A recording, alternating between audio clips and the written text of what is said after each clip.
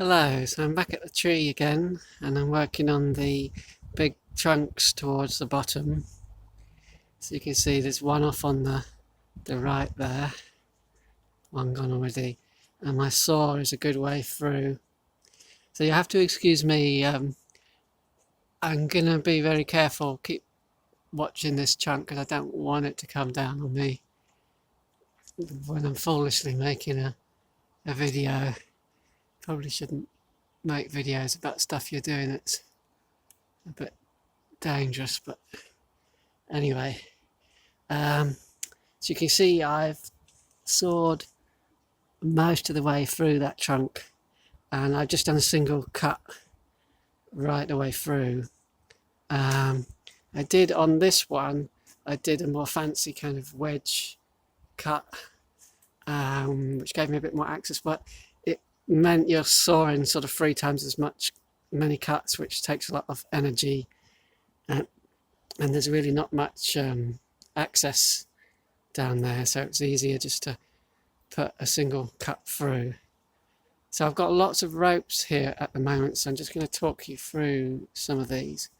So this bottom one, you can see this yellow one here is actually attached up here to this bit, and it's going across and it's being provided tension by this and then coming back down here. And I'm going to release that now. So what that was doing, that's holding this trunk in this direction and it's providing tension so that when I'm sawing, it's not falling down on the saw and hindering my sawing. So I'm going to take that out now. Put that out the way. And I'm going to release this one. So you can see it's under tension, it wants to go already. So I don't need that one anymore because I've done all the sawing. Then there's another one up here, this yellow one that I've already untied. Was basically doing the same function, but there's a bit more leverage further up, and it's just keeping everything in place while I do the sawing. So the reason I can untie those two is because I've got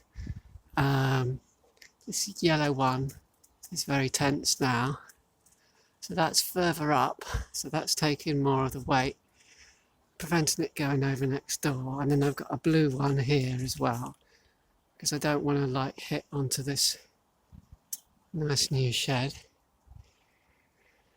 So that's all of them. And then so I mean I did have a bit of a colour scheme going on before, but I've got so many ropes on it this time that that's kind of gone out the window a bit.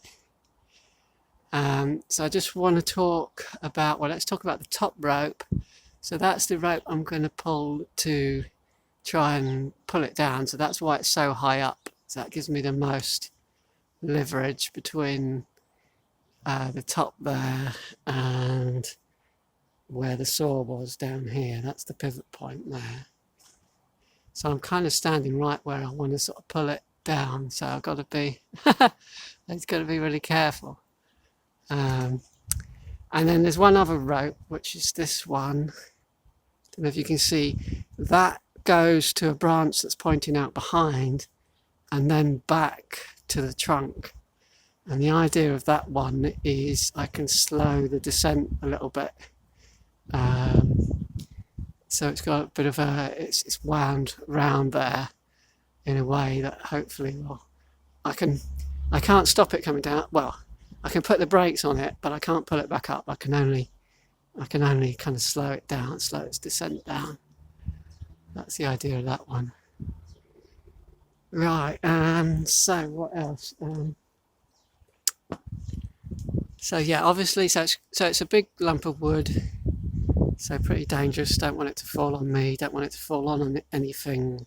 So I've got plenty of space here. And this window planter here, which is full of weeds really, but that is, so I've measured the trunk, the height to the cut point. So when it falls, I need to be well behind this, so that it doesn't hit me and well out of the way. I mean, I could just stand off to the side, but it's a bit, if anything doesn't work, then it's a bit dodgy.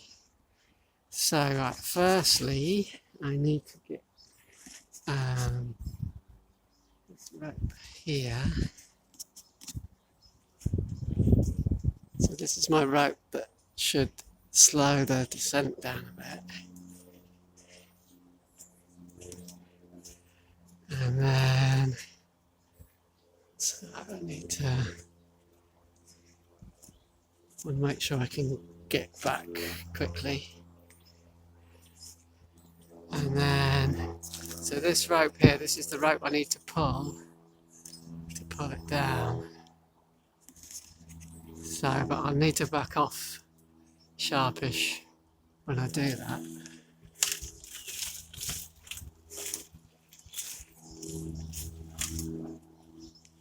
Okay.